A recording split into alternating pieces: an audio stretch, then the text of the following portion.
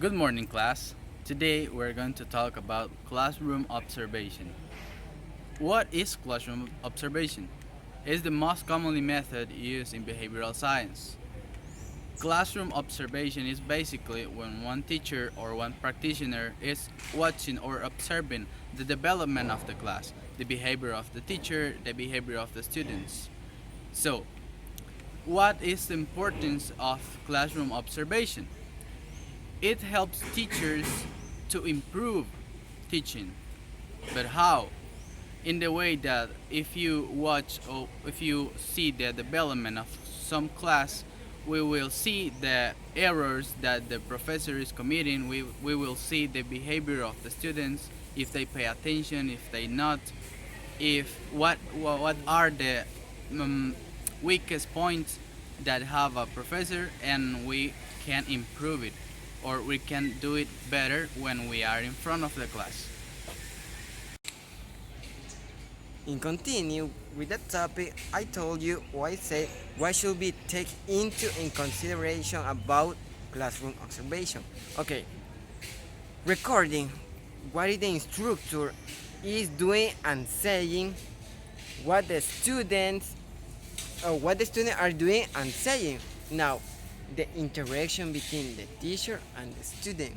And the next point could be the through classroom observation observe can see three aspects of the teaching learning system. One aspect, input, teachers, and learning outcome. In input resources, we can see, for example, a professional development, and the teacher could be a teacher interaction competence, and the last one, learning outcomes. Now, the purpose of the observation that we have the first point is that to determine the cognitive and linguistic the social and emotional physical development. Now the second one, we have to identify children's the interest on the learning styles. The last one, we have to include to the plan, and we can get the to meet the needs of the individual children's learners, or to provide information to parents, or to provide self insight. Giving detail to the types of observation, we have the physical observation, where the one who is making the observation is in the classroom making a deep study of the students, but also participates in the class. It's looking what the teacher is doing, but also it's part of the class, like a student, but looking what the students are doing. A non-physical observation is where it's like not involved in the classroom. Is when the observer is just there, but without being noticed. It's not participating in the class. It's not like it's like if he is not there, but is there looking what they're doing, but does not participate, did not like do stuff with the teacher, and the conclusions are making only by the observation, not because the participation with the students. The structured observation is the one where they have a specific rubric or something to get the observation done. This means that they have a material to guide what they are specifically observing. And in the non-structured observation is the one where the observer is just looking and taking notes of what he or she wants to take notes about.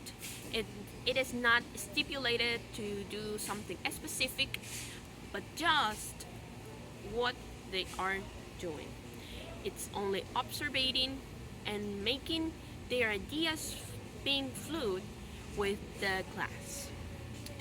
The benefits of the classroom observation are that you can learn new types of method, techniques, activities for making into the class. Learn what kind of stuff doesn't like the students, what makes students work better, what makes a distraction for student, what is the difficult for student, how to identify some weaknesses in the students, and also how to take advantage of their abilities, how to recognize when a student has skill, and how to apply new techniques. This is all for the classroom observation, but there are other many benefits about it. Don't stop learning, and the observation will be always a very clearly and helpful method to learn. Thank you. In this moment, we are going to give you some tips about how to build an impressive teaching portfolio. The final portfolio is a set of copies of documents set by the Lawrence template. You have to put a headline in each page, then select all the pages that have the same headline, and finally you have to put an image representing each section. The first tip is the golden rule. Nothing in your portfolio is without a comment. You have to put a comment like what I am looking here, what I want to notice about this section. The second tip is triangulate. In the triangulate, you have to include lesson and different lesson with different objectives, with different approach, and with different activities. And you have to select different assessment like tests, like discussion, and use a rubric if you want, or just use a test. The tip number 3 is illustrate. You have to include image to capture attention about the reading, and that's it. The last, well, not the last, I think it's the fourth tip is verbulate, and you have to provide a context and headline about what you want to notice at the person. You have to be specific and short. And you have the tip number 5 is attach the goods. First, you have to put every item into order. The first item that you have to put is the lesson plan. Then you have to select and set all the other documents that you mentioned in the lesson plan. Then you have to attach the PDF files, and you only can attach with PDF format. And at the end of this step, you have to protect identities. You have to delete every last name about the student work. And the last tip about how to build an impressive portfolio is compress file. You have to make sure that the image, document, and video that you are selecting, it will load quickly. And that's all. Okay, continue with the topic. Teaching portfolio is a collection of documents prepared for the purpose of applying or academic. And then the title of the specific section is the first is the introduction. Who are you? Introduce yourself with a picture and the paragraph.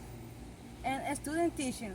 Where do you do your student teaching? Set the scene with a picture and description. Tell me about the school, size, and wherever. Teaching video. Use video in the classroom to stimulate critical thinking. And the lesson is the detailed step by step give the outlines in the teacher objective for what the student will accomplish during the course of the lesson. Creating a lesson plan involves setting goals, develop activity, and determining the material that you will use. A successful lesson plan integrates 3 key components: learning objective, activity, and assessment. So this is required. And the first, almost the last one, resume and letters. This you have to make a resume of the things that you made of your professional resume in a PDF way, and the letters of the teacher, directors, students, professors, people that help you to make a teacher, and teachers standards. And this you have to convince the people that you have to convince the people that you are a good person to work with them, and you need to have that job because you are the best of the best. So that's all for our video. Thanks you for watching.